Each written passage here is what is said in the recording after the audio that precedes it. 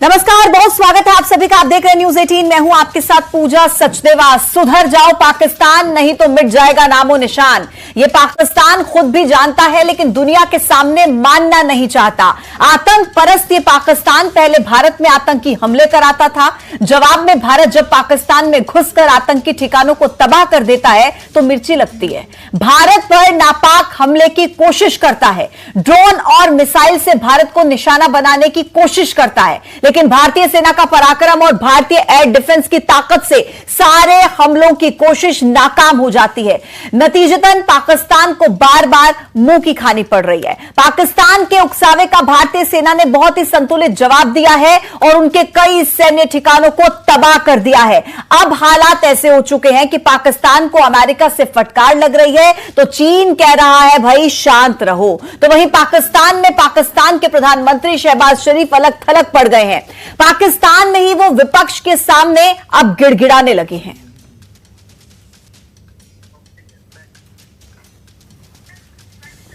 तो पाकिस्तान के सभी हमले करने की कोशिश नाकाम हो गई है। भारत के जवाबी एक्शन से पाकिस्तान में हड़कंप मचा हुआ है। भारत ने पाकिस्तान के कई सैन्य ठिकानों को तबाह कर दिया है। भारत की ऑपरेशन सिंदूर में 5 बड़े आतंकी ढेर हो चुके हैं। जैश और लश्कर के 5 बड़े आतंकवादी ढेर हो गए हैं। आतंकी मसूद अजहर का साला हाफिज जमील ढेर हो चुका है। कंधार हाईजैकिंग का मास्टरमाइंड यूसुफ अजहर ढेर हो चुका है। आतंकी अबू जुंदाल मोहम्मद हसन खान भी ढेर हो चुका है। कुल मिलाकर 5 आतंकियों का सफाया हो चुका है और यह बहुत बड़ी सफलता भारत के लिए, क्योंकि भारत का मकसद यही है कि आतंक को खत्म करना है। और जिस तरीके से आज खबर सामने आती है कि 7 मई को जब ऑपरेशन सिंदूर की शुरुआत हुई थी, उस वक्त 5 आतंकियों को ढेर कर दिया गया था। उन 5 आतंकियों के नाम भी हमने आपको बताए हैं कि किस तरीके से इन तमाम आतंकियों का नामो निशान मिटाना यही भारत का मकसद है।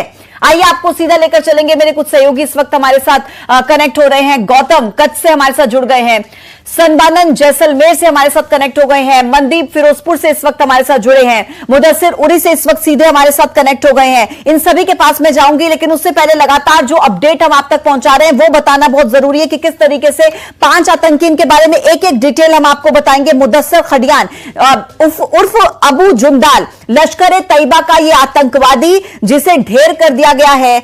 26 नवंबर 2008 को जो मुंबई में आतंकी हमला हुआ था उसमें यह शामिल था। पाकिस्तानी सेना ने इसे अंतिम संस्कार के समय में गार्ड ऑफ ऑनर दिया। आप जरा देखिए पाकिस्तानी सेना किस तरीके से आतंकियों को सम्मानित कर रही है। कुछ तस्वीरें भी आपके टीवी स्क्रीन पर चल रही है, यह भी आपको देखना बहुत जरूरी हो जाता है कि किस तरीके से भारत में भी जो है बैठकों का दौर चल रहा है। प्रधानमंत्री नरेंद्र मोदी तीनों सेना प्रमुख के साथ बैठक कर रहे हैं और इसकी अहमियत बहुत हो जाती है क्योंकि लगातार बैठकों का दौर आप देखेंगे हिंदुस्तान में जारी है। और इस बीच जो एक अच्छी खबर भारत के लिए आई कि 7 मई को जो हमला किया गया, जो जवाबी कार्रवाई की गई, ऑपरेशन सिंदूर जिसे लॉन्च किया गया, उसमें 5 आतंकियों को मार दिया गया। और भारत के जवाबी एक्शन से देखिए पाकिस्तान में हड़कंप है। पाकिस्तान के कई सैन्य ठिकाने तबाह हो चुके हैं। 5 बड़े आतंकवादियों को ढेर कर दिया है। आतंकी मसूद अजहर का साला जिसे ढेर कर दिया गया है, हाफिज मोहम्मद जमील जिसका नाम था, एक बड़ा आतंकवादी जैश ए मोहम्मद का, बहावलपुर में मरकज सुभान अल्लाह का यह प्रभारी था और युवाओं को कट्टरपंथी बनाने के लिए यह ट्रेनिंग दिया करता था। इसे मार गिराया है हिंदुस्तान। और चलिए अब आपको सीधा लेकर चलते हैं मेरे सहयोगी जो मेरे साथ कनेक्ट है। सबसे पहले कच्छ से गौतम के पास आपको लेकर चलेंगे। गौतम आपको बताएंगे कि क्या तस्वीरें सामने आ रही हैं और क्या अपडेट्स उनके पास हैं। गौतम बताइए।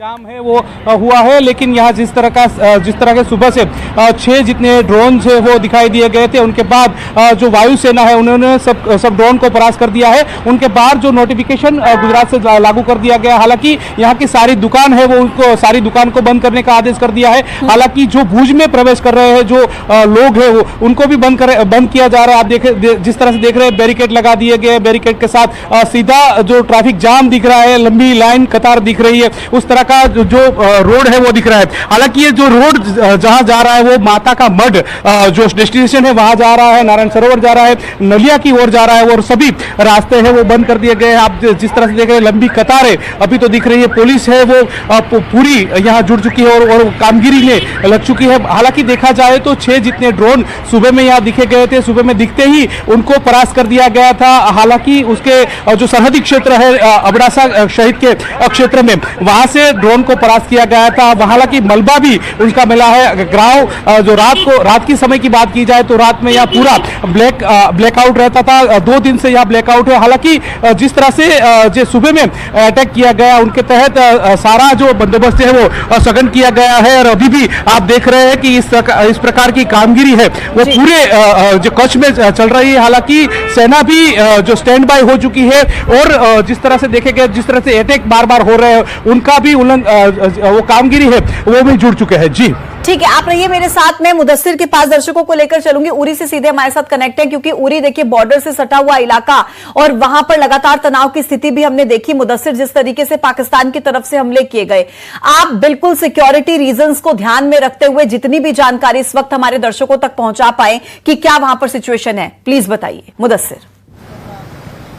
हाँ बिल्कुल, अगर सिचुएशन की बात करेंगे तो लगातार सिचुएशन टेंस बनी हुई है और हम डे फर्स्ट से इस ऑपरेशन को कवर कर रहे हैं यहाँ पर। और जिस तरह से हम देख रहे हैं कि पाकिस्तान लगातार सीज फायर वायलेशन जो है वो कर रहा है और जिसका खमियाजा जो सिविलियन टारगेट्स है उनको निशाना बनाया जा रहा है, सिविलियन पॉपुलेशन को, और उसका खमियाजा आम लोगों को भुगतना पड़ रहा है। लेकिन इसके बावजूद भी यहाँ के लोगों की दाद देनी पड़ेगी कि इस शेलिंग के बावजूद, इस जंग के बावजूद और इस पाकिस्तान की जानिब से इस हरकत के बावजूद भी यहाँ के लोगों ने जीने की आस नहीं छोड़ी है और लगातार डटकर मुकाबला कर रहे हैं। और कुल मिलाकर हम ये कह सकते हैं कि सिचुएशन जो इस बॉर्डर एरिया में है, उड़ी सेक्टर में, तो काफी टेंस है, काफी तनावपूर्ण है। लेकिन दूसरी तरफ से जो इंडियन आर्मी है, जो हमारी सेना है, तो मुंह तोड़ जवाब दे रही है और एक सक्षम जो है हमारा सुरक्षा बल, तो जो स्ट्रेटजीज है, जो वॉरफेयर मेथड्स है, लेटेस्ट टेक्निक्स है, उनको अडॉप्ट किया जा रहा है। और जहां तक जिस तरह से आपने कहा कि इतनी बड़ी एक्शन सेना की जानिब से हो रही है और आर पार की अगर हम बात करेंगे तो वहां से 3 एरियाज में हमने देखा आज रात को 3 तरफा से पाकिस्तान ने गोलीबारी जो है सिविलियन टारगेट्स पे, सिविलियन एस्टैब्लिशमेंट्स पे दागी। और इसके बावजूद भी यहाँ पर जिस शिद्दत से पाकिस्तान ने गोलाबारी की और उसके बदले में जो इंडियन आर्मी है उन्होंने रिटेलिएट किया। और हम ये कह सकते हैं कि जो इंटेंसिटी थी वो डबल थी, ट्रिपल थी और उस इंटेंसिटी के साथ जवाबी कार्रवाई की गई। और सेना की अब ये कोशिश है, ये लक्ष्य है कि एक तो पाकिस्तान को मुंहतोड़ जवाब दिया जाए। और आप कह रहे हैं, आप बहुत अहम बात कह रहे हैं, these people are the real heroes जो बॉर्डर पर इस वक्त लगते हुए इलाकों में रह रहे हैं और जीने की उम्मीद नहीं छोड़ रहे हैं। जम्मू से हमारे सहयोगी आनंद इस वक्त हम तक कुछ जानकारी पहुंचाना चाह रहे हैं। जी आनंद।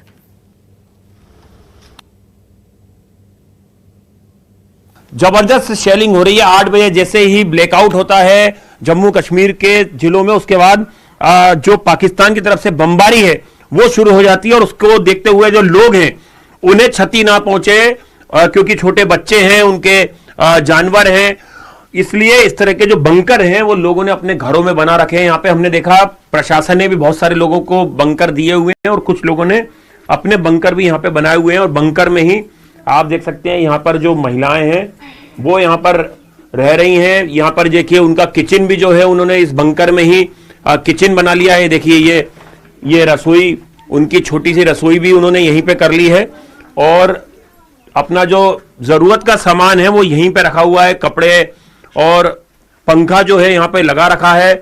हालांकि जो ब्लैकआउट होता है उसमें लाइट चली जाती है तो बहुत मुश्किल होती है। यहाँ पर एक छोटी सी रोशनदान है जिससे कि सफोकेशन ना हो, रोशनी भी आए और थोड़ा सा अगर लाइट चले जाए तो लोगों को हवा जो है वो थोड़ी मिले। और इसके लेकर यहाँ पर ही कई लोग यहाँ पर रात में सोने को मजबूर हैं।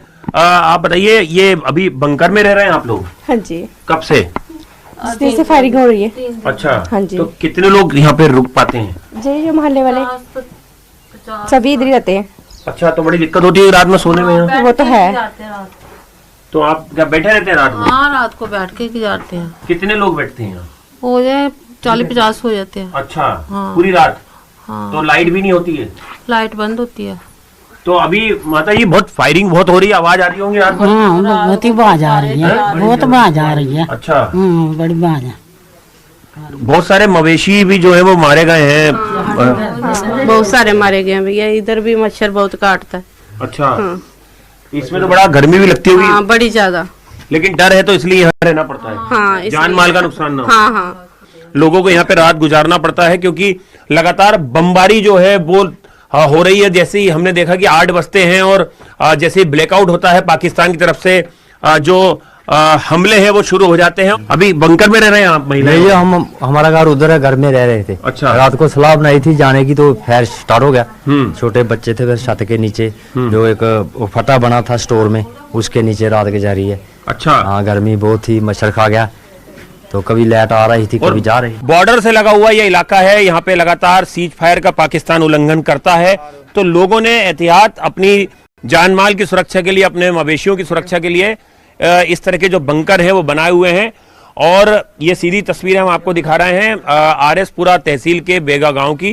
कैमरा पर्सन युगल के साथ आनंद तिवारी, न्यूज 18 इंडिया, जम्मू। आनंद ने जो तस्वीरें दिखाई, आप जरा समझिए कि असली सिचुएशन क्या है, कैसे वो जी रहे हैं, क्या डर उनके मन में है, कैसे खुद को बचा रहे हैं, कैसे वो भी इस जंग में शामिल होकर ये जंग लड़ रहे हैं। ये सिर्फ वही लोग जानते हैं जो बॉर्डर से सटे हुए इलाकों में रहते हैं। फिरोजपुर से मेरे सहयोगी मनदीप इस वक्त हमारे साथ कनेक्ट है। मनदीप, फिरोजपुर में क्या स्थिति है, बताइए।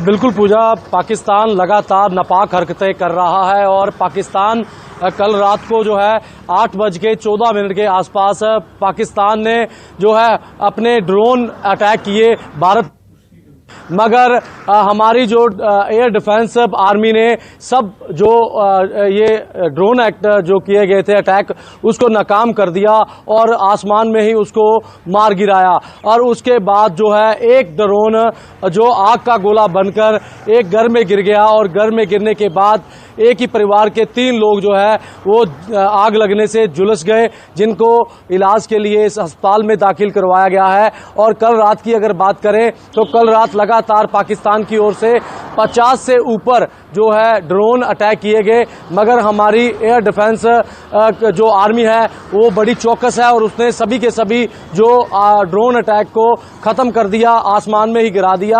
और आज सुबह अगर बात करें तो 5 बजे के करीब जो है एक बार फिर पाकिस्तान अपनी नापाक हरकतें करता है और फिर एक बार ड्रोन अटैक करता है और उसको भी जो इंडियन आर्मी ने आसमान में ही ध्वस्त कर दिया। और ऐसे ही लगातार जो अटैक हैं वो पाकिस्तान भारत की सीमा, जो पाकिस्तान हुसैनी वाला भारत पाक सीमा है, वहां कर रहा है, मगर आर्मी पूरी तरह से मुस्तैद है और 56 इंच के जो हमारे जवान हैं वो मुंह तोड़ जवाब देने के लिए पाकिस्तान को हर समय तैयार बैठे हैं। मगर पाकिस्तान को ये नहीं पता कि वो किस भारत के साथ पंगा ले रहा है। बिल्कुल, भारत को बहुत अहम बात आप कह रहे हैं और भारतीय सेना पर ही लोगों का ये यकीन है कि लोग अभी भी ऐसी मुश्किल समय में भी भारतीय सेना की तारीफ कर रहे हैं और उन पर भरोसा करके खुद को सुरक्षित महसूस करें। एक बार फिर से मुदस्सिर आपके पास आते हुए, देखिए क्योंकि मुदस्सिर आप बहुत ही संवेदनशील जगह पर इस वक्त मौजूद है, मैं नहीं कहूंगी आपसे कि आप ये बताइए कि